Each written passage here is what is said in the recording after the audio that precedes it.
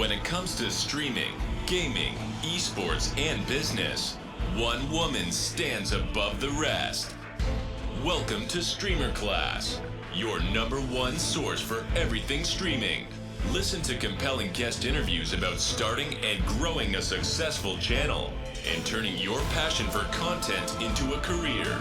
Now, here's your host, a two-time partnered Twitch streamer, owner and director of Evasion GG, and overall non-half-asser, Sigma.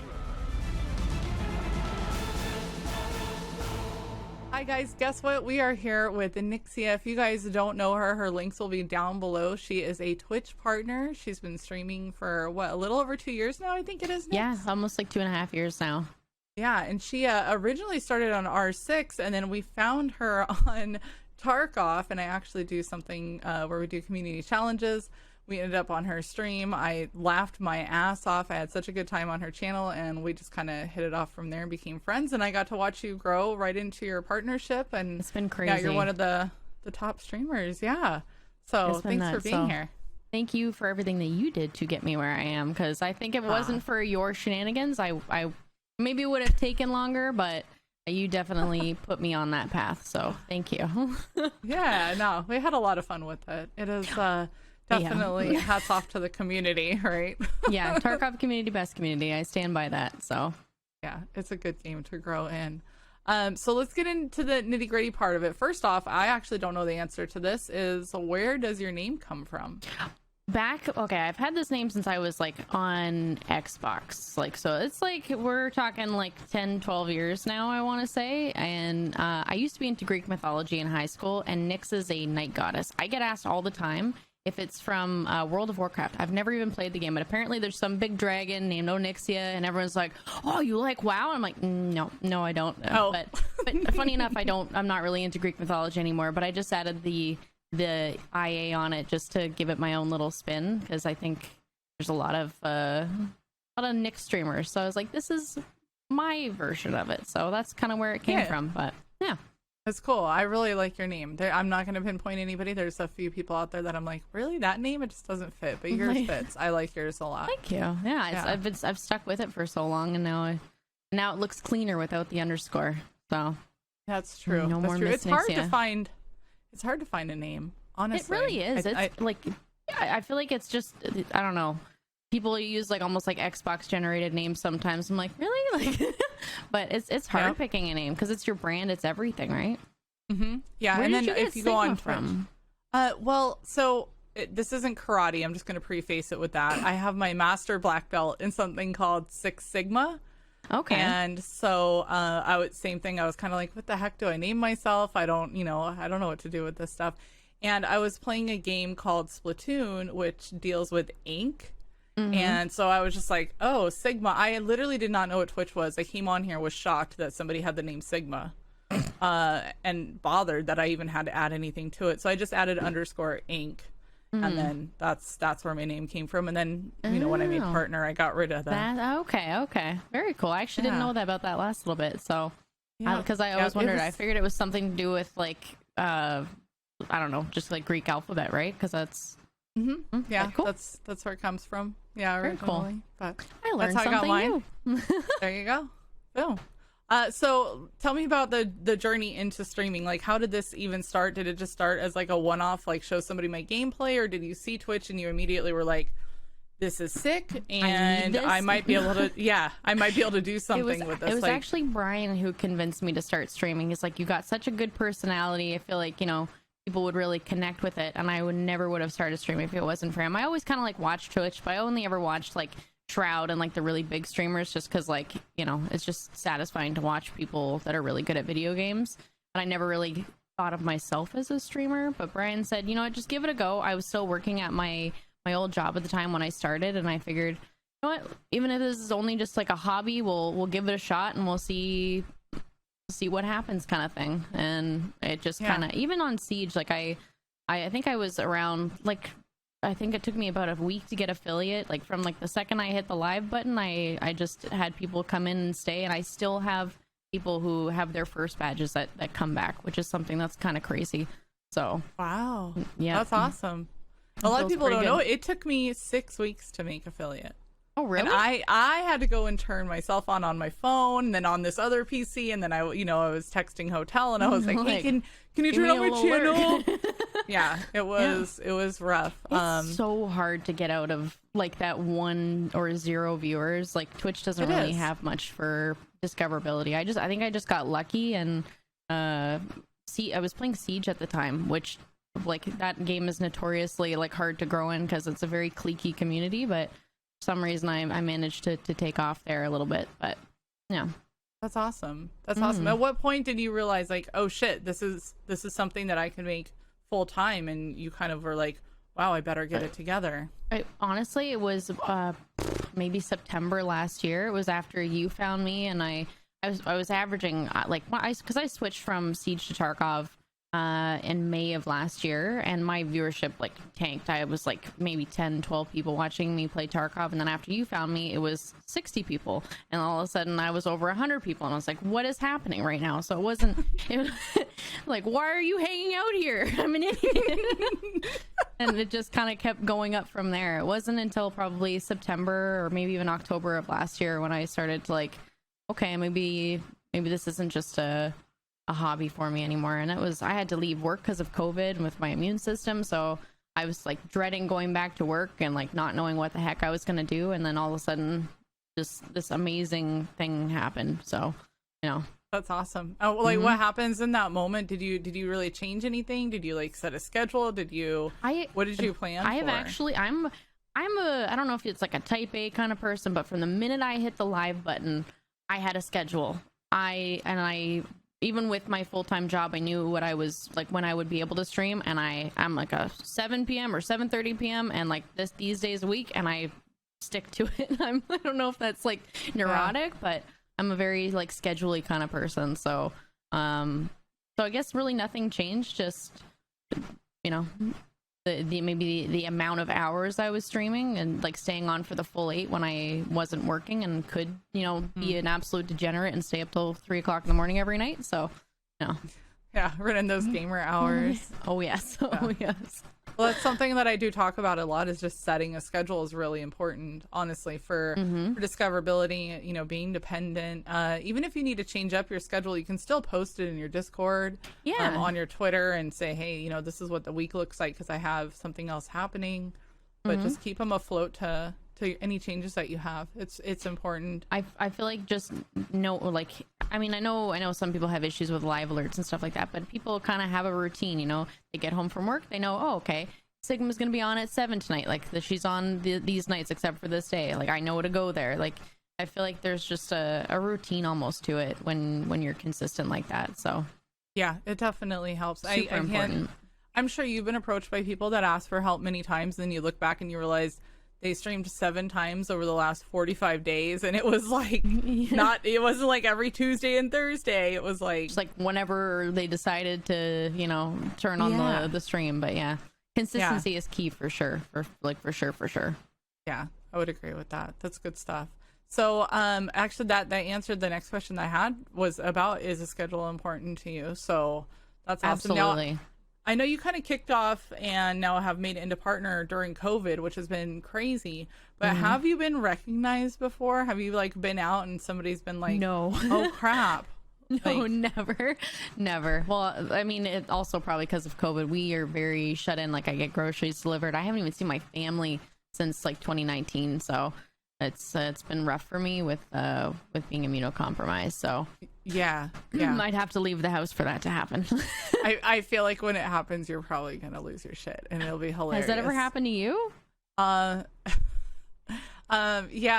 So the first time it ever happened was really, really awkward. And this, I always joke that I look completely different without my makeup on, right? Because I have blonde eyebrows, blonde eyelashes. So I actually finally broke down and hired a maid service to come into my house, and it was just 2 chicks. And they came in and they were cleaning, and I just told them what I needed and yada yada.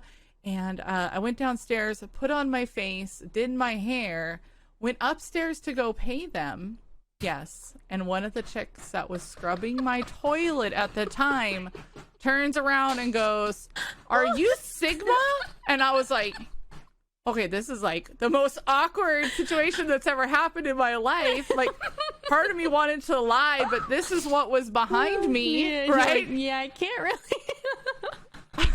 What am I supposed to be like? Oh my god. No, who's Sigma? I love that it wasn't. It was like wearing the bat suit. You know, you were like, it's the same thing. Yeah, people think I'm fucking around, but I'm serious. Listen, I look like a completely different person. That's okay. But so I said, yeah. And yeah, I felt really awkward saying it, but also like excited, like, holy shit, somebody knows me. I know her. I know her. No, it's really cool. It was awesome. She said, my husband watches you all the time. Like, you're usually on our living room TV at night. And I'm like, what? Oh, okay. That's gotta be surreal. That's gotta be a surreal feeling, like, for sure.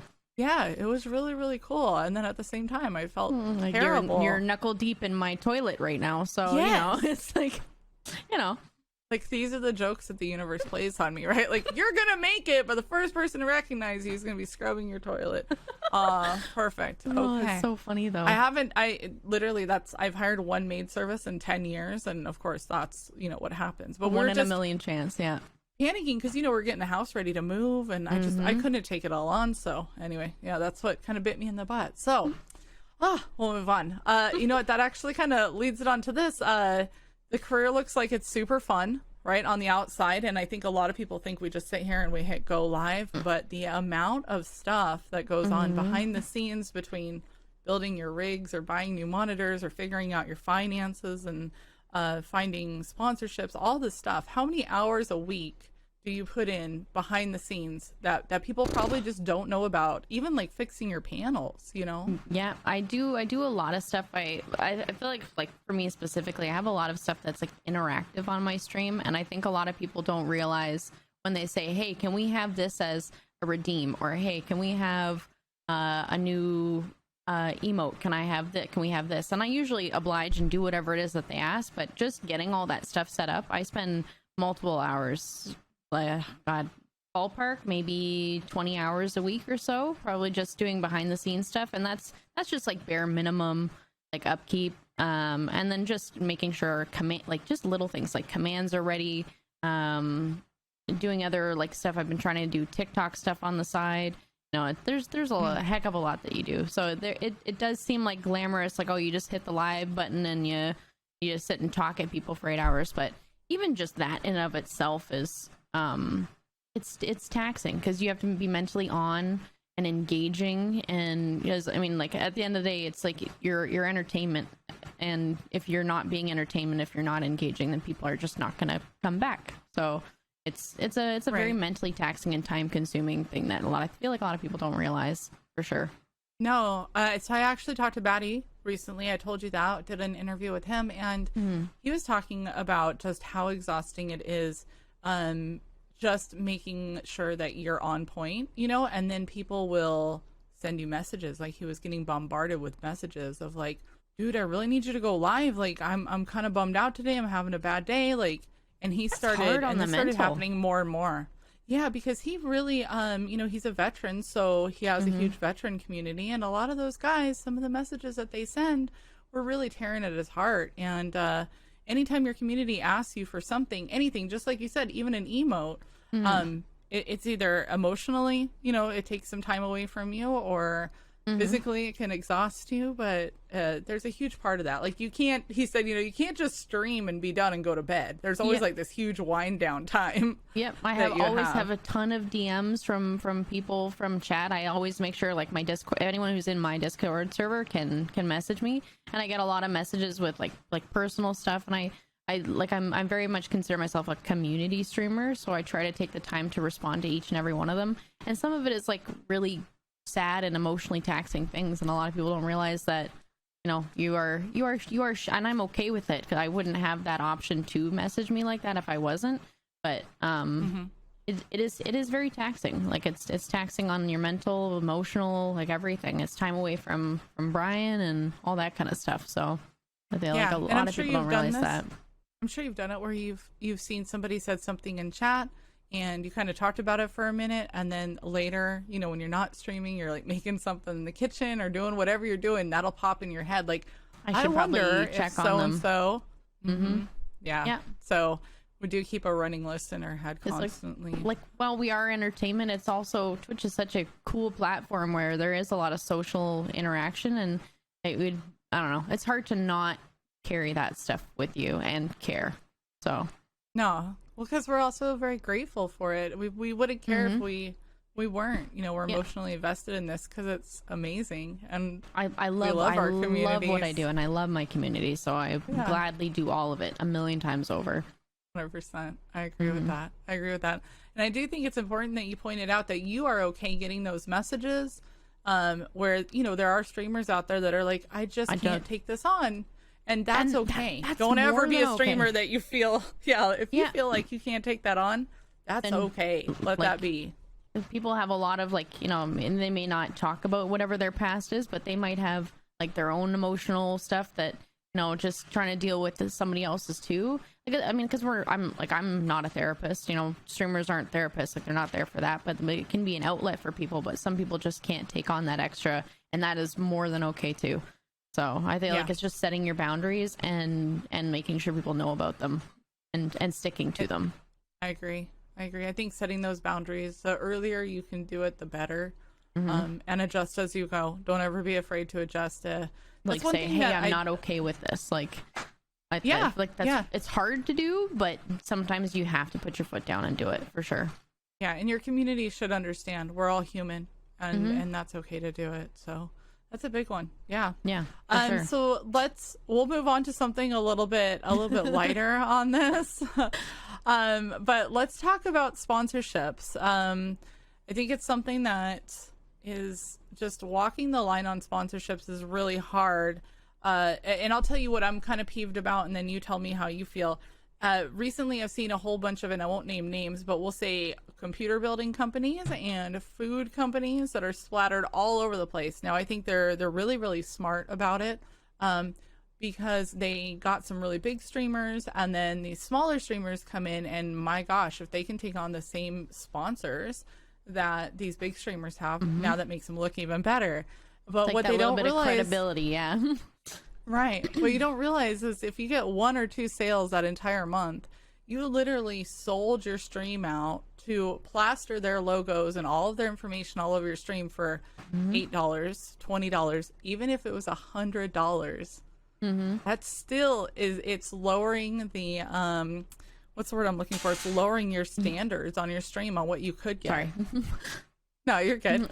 I agree with you there. I feel like whenever if you are like looking for sponsors, you need to look at what value you are bringing, because no company is going to want to give you more value than what you are bringing them. I don't know if that makes sense the way that I'm phrasing it, but they're not in the business of handing out free stuff. Like you are 9 times out of 10 with a sponsorship or those like affiliate programs, you are doing more for the company than they are doing for you. And I feel like 100%. You should be very wary of just, you know, I think it's great. I'm sponsored. I'm on this, you know, whatever. I have my creator code, but in reality, you are getting very little out of the deal and doing everything for them. Even if you're only sitting at like 20 viewers, that is still 20 people that are getting advertised for free while you are getting very little in return. So I'm wary about stuff like that for sure. Yes, and I have talked to a couple of sponsors in the past, just for little advice tips for this whole project I'm working on. And one of the things that stood out to me was the gentleman said, we will go to streams and we will check it out. And if you have 2 or 3 companies already plastered on there, we usually will say, nah, it's okay. It's more attractive to us who wants to maybe pay you $400 or $500 a month to find somebody that doesn't have all this stuff plastered all over there. So these smaller streamers might not know it, but and when I say smaller, I mean you could be at 20, 30, 40 people. Like, you're still working your way up there. You might be passing up on a deal that you didn't even know about because somebody came in to check it out and said, wow, I think they might be a good fit. Oh my gosh, they're already bombarded with all these other things. I'm good. Quality over quantity, right? You know, it's great. It seems like in theory, great, I have got a sponsor, but in reality, it's usually you're not getting the good end of the stick. We'll just say that. So that's true. That's true. And I don't think you should take the first offer from anybody. No, even if you counter back with just a little bit of something. Don't take the first offer. Any kind of like affiliate program, you're usually not there's more in it for them than you. Like, cause I think that's something that's important, just to think of like what value am I bringing, or am I just giving them free advertising? And that's something you always have to ask yourself anytime there's any kind of sponsor or program. And then that being said, if you want that, if you want the rep of having a sponsor, like I would never say don't do it, but just try and put some real thought into it and see if it's valuable to you. I agree. That does take a little bit of time, and it might not happen right off the bat, but definitely the quality over quantity thing is huge. That is huge. So let's talk about this, because we're talking about small streamers. I know that you probably do this, because I do this a lot. We go into smaller streamers channels. You know, somebody has 5 viewers, 10 viewers. Like, I'd rather go hang out there, because honestly, the conversations are a little bit better than somebody that has 2,000 viewers. Just moving so fast, you can't even really have a chance to have that interaction. Nope. It's just like a sea of text, and you know, it's hard. It's really hard to have a connection and a conversation, like a real conversation. So I agree with that 100%. Yeah, I go there, and usually I can tell. There's always these things with newer streamers, and I'll just say one thing is like panels. I noticed that most smaller streamers don't have their panels laid out. And I might have ran it at you before, not because you've done this, but because you and I have had many conversations off to the side. But the donate button being first with a huge paragraph underneath it, and then you go to the about me section and there's 1 or 2 sentences, and it drives me up the wall. And then there'll be nothing else. And you're like, that's all the work you put into this? Like, I genuinely came here to come hang out and learn something about you. So when you visit smaller streamers, what are some things that normally stand out to you that's pretty common that they could put a few hours into and really step the game up? I think the bare minimum is that you made sure your microphone sounds good. I think like that's and if you have a webcam, which I know it's one of those like kind of different opinions on it. I think if you like, make sure you have like at least a light, so you're not sitting in this dark room where you can barely see the streamer, and that your microphone looks or sounds good. Camera looks good. It doesn't have to be, 1080p, perfect quality, 4K. Just as long as it shows that you took the time to go back on your VOD and you have good audio quality and video quality. That's like number one. And then whether or not you put time into little things that, you don't have to spend money. There's so many free options out there for alerts, panels, overlays, all that kind of stuff. It just takes effort. Like, show that you put effort into your stream, because why do I want to make effort to come in and talk to you and interact with you if you couldn't be bothered to do the bare minimum of starting out? Like, Twitch is such a competitive and hard place to grow, and if you're not showing that you can put in the work, then it doesn't really make you want to, it's like a two-way street kind of thing. Like, I want to see that you care. That's like the big one for me. But yeah, like, there's free sites, like there's tons of free alerts, overlays, everything. Like, you can get that all for free, and it just takes a little bit of time. So that is the 3 biggest ones for sure. Yeah, I promote really big Canva, because I use it. I even use the Pro Edition at this point, and I've had it for years because it's just super simple to use. But they have a free edition that I started out on, and I was able to make my panels really quickly with it. So that's an option, but all you have to do is just Google any of those. Yeah. But the audio is very big. I literally have interviewed multiple people now, and their biggest thing has been audio as well. They said, if your audio is bad, I won't hang out. I just won't. Yeah, no, it's an instant, like, you turn on the stream and it's like, and you can like hear like in the background. It's like, it takes 2 seconds. There's a compression and a noise gate thing right built into Streamlabs. It's not that hard to just sit there and slam on your key for a second. Right, and see if it comes back. Bottom line, effort. As long as effort has been made, that's the big one for me anyway. So no, yeah. I agree on it though it's a big one. Swamp Fox called it second monitor. I can't remember what he called it, but basically Twitch is your second monitor, because you're usually doing something, but people will be listening, and they usually don't tune in until something big happens. And if their audio is bad, they're gonna leave right off the bat. Yeah, it's really hard to, especially if you're trying to do something else. Like, I usually will be lurking in people's streams and kind of like pipe in whenever they're talking. But if it's just like that droning AC sound in the background, and like you got like a weird echo, and every time you hit your key, there's like the big clicky mechanical. It's like, I can't listen to that. I just can't. So yeah, yep, audio, and it doesn't even.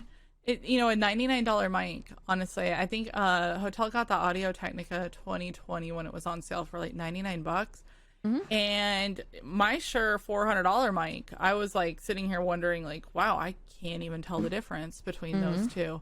Now, obviously, he played with levels, and you can do that, like you said, with your noise gates, and so many things are adjustable. But again, right back to the effort.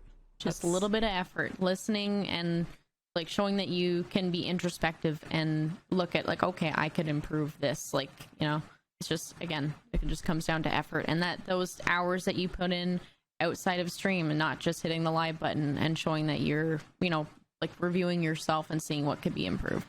So did you do that? Did you watch your streams back in the beginning? Do you ever check in on them now? Yep, all the time, just to make sure, especially like when I got the new microphone, new keyboard, stuff like that, I want to make sure that everything sounds good, because I know what I look for when I go into a stream. So if I can't even do that myself, then, you know, can't expect other people to do it, right? Right. That's true. That's really true. I know I mess with my settings quite a bit. I try to take notes too, like just the dates that I looked back and checked it, and what my settings were on that day. So that I can, you know, just evaluate over a few different days, like what it looked like at that setting, and then kind of tweak them a little bit and look back. Because, well, especially with Tarkov, with the game that we play, Tarkov is so rough on Twitch. It looks like crap. It doesn't matter how good of a PC you have, but there are things that you can do to make it better. So doing a comparison, and I think it's super worthwhile to just keep checking in on that kind of stuff, like you said. Yep, that's true. That's true. Well, let's talk about networking, because I think that I get questions about this a lot. I know you actually had a little hiccup in your stream the other day about networking, but it is huge for streamers in general, is just networking. And I usually tell people, like, if you have 5 viewers, you know, try to network and maybe play with the person that has 10 viewers. You know, you don't have to go knocking on the door if somebody has 40 viewers and being like, get over here, come play with me. Or in your instance, you know, you're sitting at 250 and somebody comes in and is like, all right, come play with me. And if not, I'm you're live a right B-word. now. Yeah, I don't know. Yeah. Let's talk about a little etiquette and networking. It's a tough one. I feel like it's going to be different streamer to streamer, because there's some people like myself.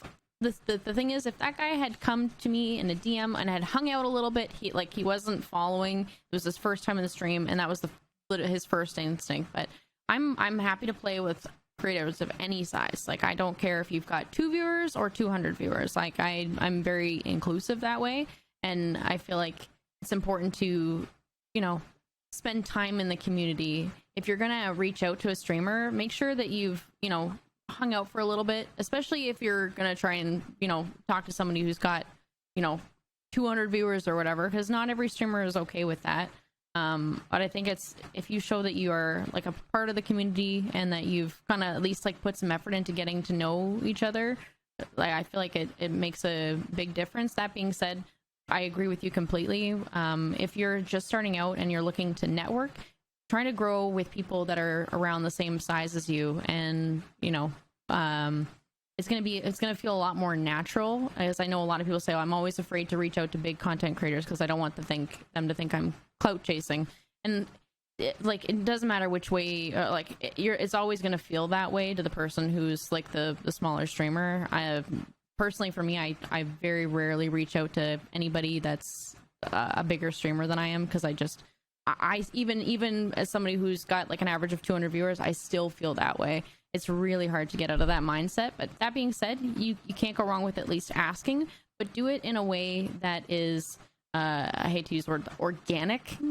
Try to get to know them first, hang out in their chat, try to be a part of their community, and then reach out.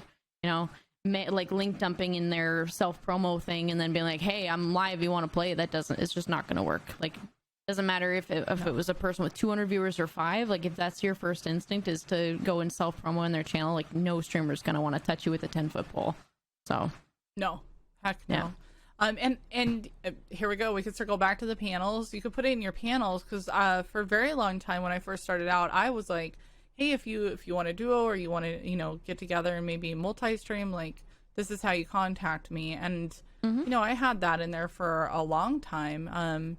But just put it down in your rules or your about section, whatever it is, and make sure that you're open to doing it. But don't go make an ass of yourself in somebody's chat, just because in general, it spreads like wildfire. It really does. That's the thing. Yeah, it's not just one person that you X yourself out on the list for. That guy who harassed you. Well, what is this? We're up to 8 or 9 channels easily that he's banned out of.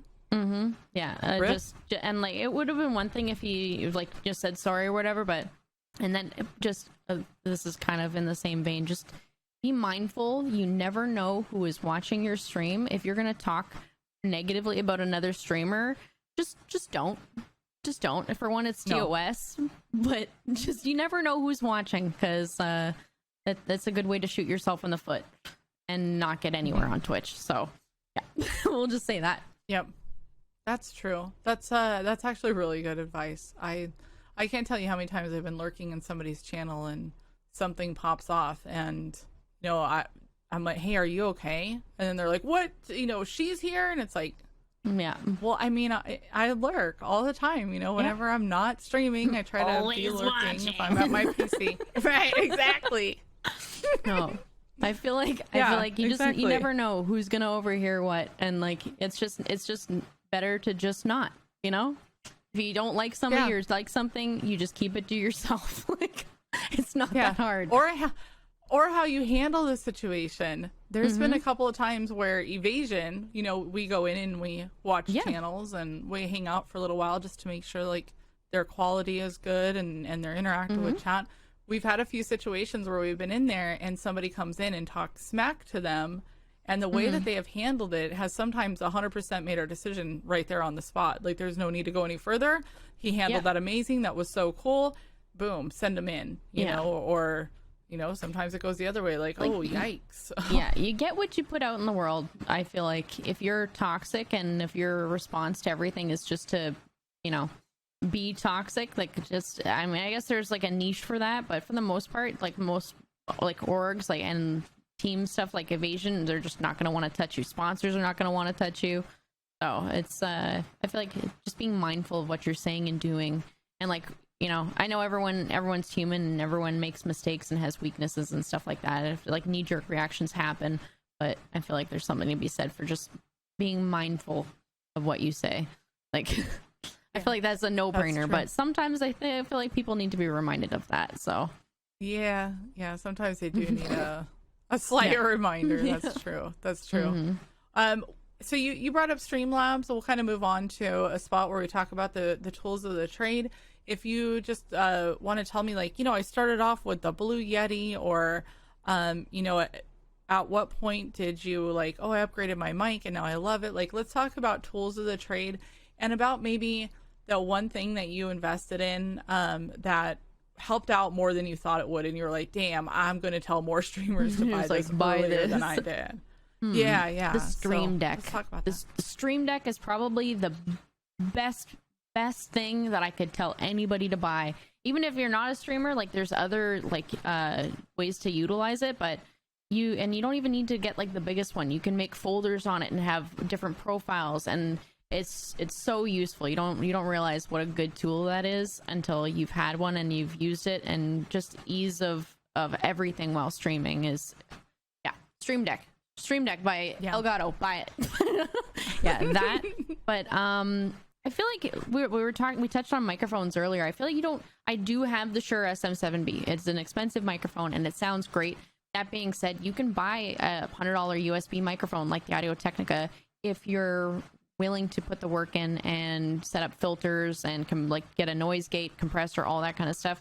I feel like you shouldn't be spending more money on that kind of stuff until you really do see growth. As long as like the audio quality is good, or if you just have money to blow, sure, why not? But I feel like a light.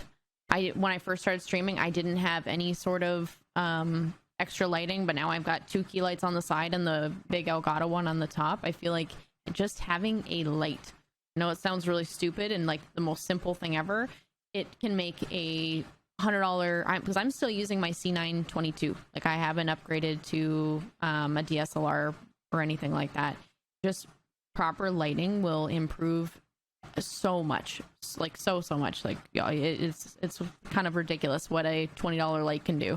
You don't have to buy like a $300 Elgato key light either. It's just, I think that comes back to monitoring your own stream and seeing like okay, this looks kind of fuzzy, you know. I think you can do a lot with that kind of stuff. Those are probably my two biggest things: is lighting and the stream deck for sure. Okay. And I agree with that. I think there's a lot of times where we tune in and they're sitting in a dark room and you're like, I can't see anything. I appreciate that you have a camera on, but it'd probably be better if you just turned it off, because I literally can't see you and I'm so distracted by not being able to see you. Yeah. That's right. Yeah, that's for sure. So Stream Deck, honestly, I feel like I'm gonna back you up 100% on that one right out the gate. Invaluable. I think my Stream Deck, it was amazing when I got it. Especially for you with evasion stuff, you have so many like moving parts to it, like scenes, transitions, different setups. But like it's insane how much stuff you guys have going on for like behind the scenes with evasion. So yeah, it definitely helped. And then anybody that loves to move their scenes around or their cameras or any of that, which the audience loves doing too, like that's going to be helpful. Putting emotes in your chat, I use it a lot for that. You know, when somebody subs, we celebrate it. So yeah, there's so many options with it. I highly recommend. And even if you just get the small one, it's like an infinite, like never ending. You can just make folders and profiles. You don't have to get the huge one for it to be a useful tool. That's probably the biggest one. That was a game changer for me. And then lighting. Cool.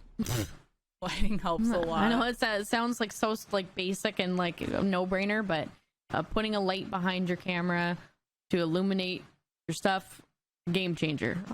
Buy a light. Buy a light. Yeah, I actually do have some options that maybe I'll put down below, because I think I got some lights right in the beginning. I literally just have a couple of white bars that are open on my monitors right now. That's it. But I did have like some, you know, $15-20 options that were dimmable and whatnot, and you could put them on a tripod. So maybe I'll link those below. That's what I kind of started out with. Right now, I feel like I'm happy because I have decent. You have a lot of natural light, but I imagine when it's later at night, you probably need to have a bit of but you have so many nice big windows with very nice curtains. Thank you. Thank you. Yeah, they're all right there. Do you want to take a quick vape break? Yes, okay, I do. Right, I'm just gonna hit stop. Hold on. I'm here for the hair. All right. So sorry, Tally. I know we just stopped for a quick vape break and bullshitting. Anyway. So let's talk about something that I think a lot of other streamers deal with. I know I've seen it throughout the years that I've been streaming, and it's imposter syndrome. Have you ran into this before? I know I have, and if you have, like, how do you deal with it? What are some of the stories that maybe you've heard? I haven't heard too many stories about it, but just for me personally, it's something I talk about with my chat a lot, and it's usually like very open conversation where I just feel like I don't know. I look at what's happening on stream and like the growth and stuff, and I just think like, what is going on? How did I get here? Like this is all just gonna go away all of a sudden because I don't deserve this. And it's usually chat who will say like, yes, you do, and then I will, and I don't do it for like people to say nice things, because I'm just a big blubbering baby and I start crying, and you know, I think my makeup looks nice. I don't want to mess that up, but right. The chat will usually have my back and say like, no, we're here because of this, and this, and that usually keeps me going. But yeah, it's a real thing. Like you don't realize, because it's like the slow creeping thing. Like when you're at like 10-20 viewers, it doesn't really hit you, but when you start seeing like 250 people who tune into every day, it's like, what are you doing here? Like it's the most surreal feeling. And then I have days where, you know, I just like my brain just shuts down, and I don't know how to deal with it. So I'll just be open about it with chat, and that's usually when they pick me up and kind of put me back on my feet and say like, no, idiot, you're fine, we like it here, shut up. Like and that usually kind of brings me back down again. But it's a very, very surreal feeling for sure. Yeah, yeah. And you're right, it does. It kind of just creeps up out It of nowhere. hits you like a truck sometimes, like where you just like, Yeah. what are you doing here? Like, like, yeah, there's been times where I'm like, did somebody else stop streaming earlier? Why are there so many people showing up? Like, surely there must be a whole bunch of Tarkov Like, streamers that just decided not to stream, and I was like fourth choice. Or that's immediately when I'm like, okay, well maybe like Pestilli just got off, or like Landmark's not streaming. Why are you guys here? Like, you guys must be at the wrong stream. You misclicked or something. I don't know. yeah, it's true. It's weird that your brain automatically goes to like the worst possible scenario, like that people are there by mistake, or that like you were just a last resort, because that's how I like. And I know that's not true, and I've got so many amazing people that have like specifically tell me that that's not the case, that keeps me going. But it's a weird mental battle, that's for sure. So if you have other people that maybe are kind of running into that, is there any advice that you have for them? Because I know mine is just, no, that core is truly there for you, and that's okay to accept. I don't think that we just take that in. No, it doesn't make you like being like, I have those moments of like, I worked really hard and I'm here because, and something I have had a lot of smaller streamers that I've rated that, you know, I've saw like big uptakes in their viewership and stuff, and they're like, I wouldn't be here if it wasn't like for you, kind of thing. And it's and I think of something that I say to them, where people are not going to go to your stream if they don't want to be there. Like, you could raid somebody 1,000 times and people won't go back if they don't like the content, if they don't enjoy it. It's like I said, Twitch is there for entertainment, and if they're not enjoying it, they just won't come back. It doesn't matter how many times you rate them. And that's something I tell people, like, you earned that, you worked hard for it, and it's the content you're putting out. And sometimes I say that to myself, like, people wouldn't come back. Like, doesn't matter what costume I'm wearing, you know, I got a lot of those, but like they're there for me, and whatever I might bring, even if it's just a smile on their face, they're there for that. And I'd have to tell myself that. So it's a little bit of introspection for sure. But, and then again, chat can help back you up too, and say, like, just reaffirm why they're there. You know, sometimes you need that little kick in the butt. Yeah, that's true. That's true. Thank you, chat. Hats off to all the chats out there that are supportive. Yep. Big thank you. Heck yeah. Well, the last thing that we're going to talk about to wrap this whole thing up is going back and talking to Nyxia right when she first started streaming, and saying, hey, this thing is going to actually take off for you. The 3 things that you need to know that are going to make this easier or quicker, you know, where maybe you should invest your money. I know we talked about that a little bit earlier. But what are the 3 things of advice that you would say to a new streamer starting out that 100% is hell-bent on, I want to make this my career, and in order to avoid maybe some of the hiccups we all have, what would you tell them?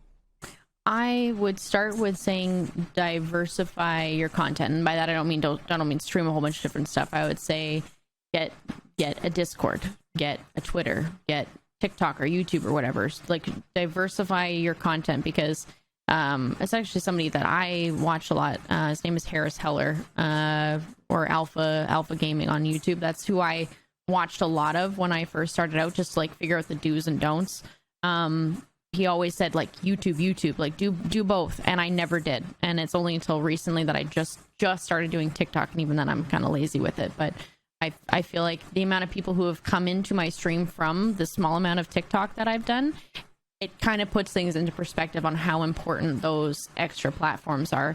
And like, but I feel like the bare minimum, have a Discord where people can join and be a part of your community and talk to you when you're not streaming. Because for those, say you stream 6 hours a day, the other 18 hours a day, you are having little to no interaction with anybody outside of your Twitch channel, and that's there's just no room. You just can't grow if you're not streaming. And that being said, that doesn't mean stream 7 days a week. That's not going to make you grow. If you're only streaming for 1 or 2 people, it's not. Just streaming every day is not the answer. It's looking at other ways to interact with people outside of stream, whether it be YouTube, TikTok, or any of that kind of stuff. In terms of like what I would have spent money on, I think I would have upgraded my rig a little bit earlier. I didn't build the PC that I started streaming on designed for streaming, and I think I would have went back and updated my graphics card a little bit earlier. I noticed I had a huge bump in just performance and quality once I did that. So I think I would have spent the money earlier on making sure that I had good equipment to run on, because that comes down to like the effort. But I know it's kind of different if you just can't afford to put like a $2,000 PC together or whatever. That's one thing, but yeah, definitely just like showing effort and putting money into where it counts, so that the guts of the stream are going to stay consistent. And last of all, I think while networking is good, I think I focused really hard on that when I was just starting out, like trying to play with other content creators and stuff like that. I've got a couple, I won't put any names in or anything, but there was a couple people that I knew that were playing with some of the biggest content creators in Siege that were like 2,000-3,000 people watching them, and meanwhile they had like maybe 5 people watching them. And I just, it's kind of like, how does that even happen? I feel like playing with people is good. You should play with people you have fun with. Don't try and focus on the number or who they are in the community, if they're like a big name or not. Play with people that you're going to have a good time with, because that comes through on stream more than anything else. If you can laugh and have a good time, people are going to tune into that rather than because you're playing with Pastilli or something. Like, if sure, that little bit of clout or whatever will get you a little bit far, but I feel like at the end of the day, it's about what you are putting out on your screen and what you are, the vibe and the environment that you're bringing to people. And networking is good. It's a good tool. I'm not going to say that it's not, but I feel like you shouldn't focus too heavily on that and just focus on yourself and your own content. I think that would be something I tell myself like 1,000 times over. I think that's really good advice, honestly. You have to network, but at the same time, it's not, don't network to your fault. Yep. Network and have fun. Meet people that you enjoy playing with, because that's going to come through in stream more than anything else. Like creating like a fun thing, like you said, if whether you're a gamer or a streamer, it's there. If you're landmark and you can just go wipe a lobby, that's great. But if you're somebody like me who's I'm okay at Tarkov, but I feel like it's more about the environment that I provide. And if you play with people that you have fun with, that's going to come through for sure. It shouldn't matter how many people they have watching them. It should just be about having fun. Yeah, that's true. Good advice. Well, thank you. I appreciate it. I know that you have to get out there and go get your own stream started. So I appreciate that you took the time to come hang out with us. Thank you for asking me and thinking of me. I appreciate it so much. Oh, heck yeah. You're amazing. I love you. I've loved you since the moment I saw you. You're a riot. You have no idea. I just, you're amazing. You're amazing. You're one of my biggest idols. So thank you. Oh, damn. I'm so lucky to be your friend. Thanks. You can be my idol and a friend, so. Hell yes. Sorry. Hell yes. No, you're fine. Go check out Nyxia. I'm going to put all of her links down below, even to her TikTok that is starting to take off. Make sure you catch her live. Go throw her a follow. Show her a bunch of love. All that stuff. Thanks for watching, guys. We'll see you later. Thank you for listening to another episode of Streamer Class. Links to everything discussed in today's episode can be found in the description. Be sure to subscribe on your favorite podcasting platform so you never miss an episode. For more information or to connect with Sigma, follow us on Twitter, TikTok, and Instagram. Subscribe to our YouTube channel and join our Discord. We'll see you next time.